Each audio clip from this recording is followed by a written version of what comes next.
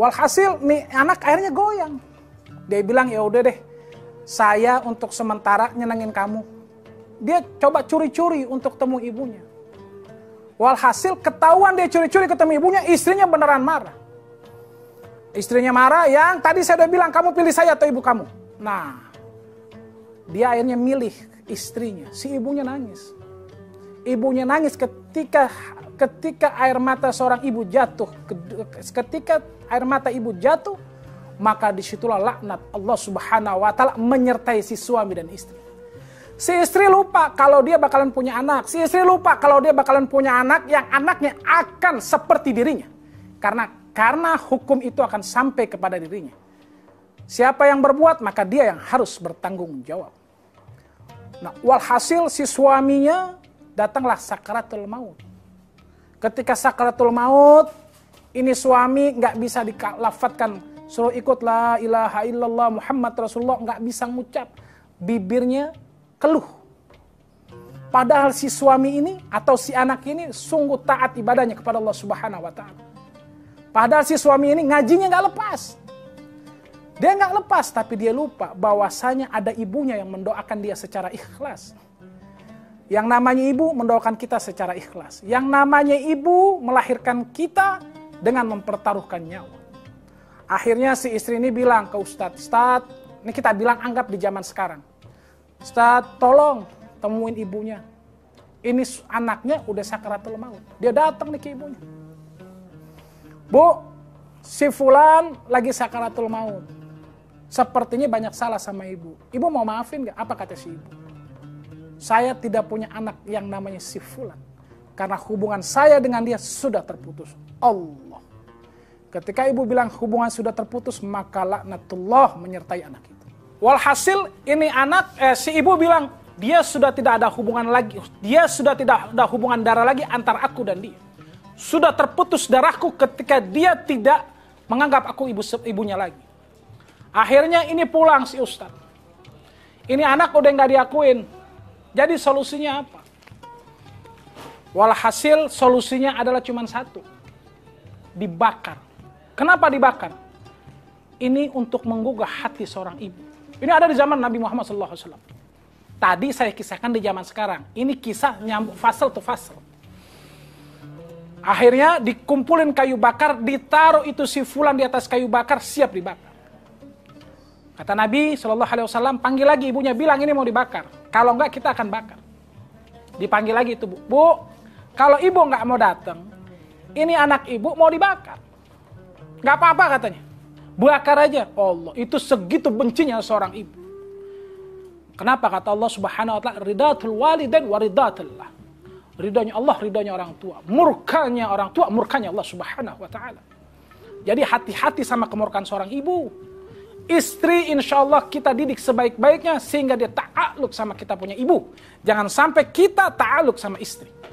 Bukan tidak boleh ta'aluk sama istri, bukan. Memang tidak boleh ta'aluk sama istri. Walhasil akhirnya nih anak mau dibakar.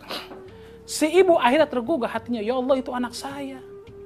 Pas apinya mau dibakar, si ibu bilang, ya Allah jangan bakar itu anak saya. Allahumma sholli ala Muhammad wa ala ali Muhammad. Itu anak akhirnya bisa mengucapkan asyhadu an la ilaha illallah wa asyhadu anna Muhammad Rasulullah. Dari kisah yang kita pelajari hari ini adalah begitu doanya seorang ibu digabulkan. Jadi kalau kita mau berhasil di dunia wal akhirah, minta doa kepada ibu. Jadi kalau kita punya gaji 100 juta, 50 juta kasih ibu, 50 juta kasih istri. Tapi biasanya ini kalau dapat gaji 100, 90 buat istri, 10 buat ibu. Sudah tidak adil, padahal ibu kita yang hak atas harta kita. Kita beliin mobil baru istri kita, belum tentu kita beliin mobil buat ibu kita. Kita ajak makan istri kita ke restoran, belum tentu kita ajak makan ibu kita ke restoran. Karena buat ibu kamu senang, itu cukup.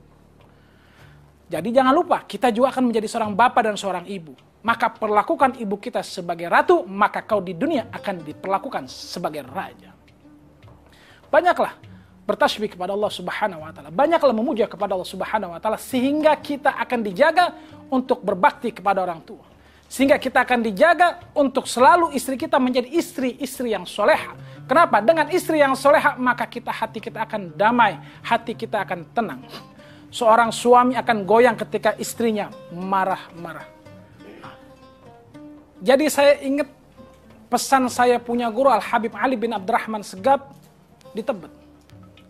Beliau bilang, kalau ibumu senang, maka hidupmu akan tenang. Kalau ibumu senang, maka hidupmu akan bahagia. Kalau ibumu senang, maka kau akan dijauhkan daripada musibah.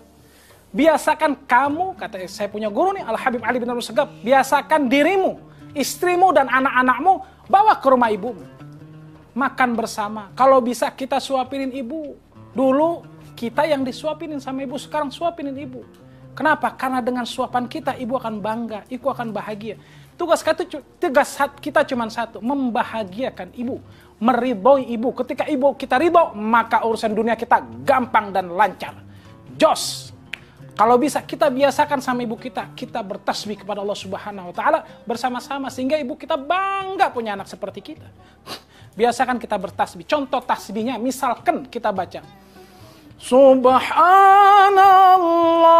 walhamdulillah wa la ilaha illallah wallahu akbar wa la hawla wa la quwwata illa billahil aliyyil azim. Biasain kita bersenandung sama ibu kita.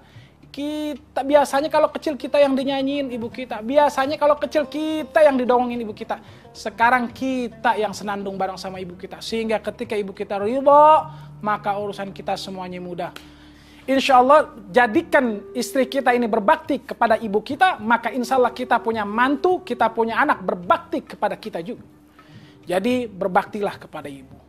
Doakan ibu kita selalu. Baca Rabbighfirli wali walidayya warhamhuma kama rabbayana shaghira.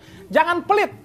Kalau ngedoain orang tua cuma satu itu namanya pelit. Minimal 3. 3 juga pelit. Banyakin baca Rabbighfirli wali walidayya warhamhuma kama rabbayana shaghira. Habis salat kata saya punya guru Habib Ali bin Abdurrahman Segaf, beliau bilang baca apa? Astaghfirullahalazim li walidayya. Banyakin buat orang tua kita. Kenapa? Karena orang pelit itu jauh dari manusia, dekat sama neraka. Orang pelit itu jauh dari surga, dekat sama neraka. Kalau orang baik itu dekat dengan manusia, dekat dengan surga.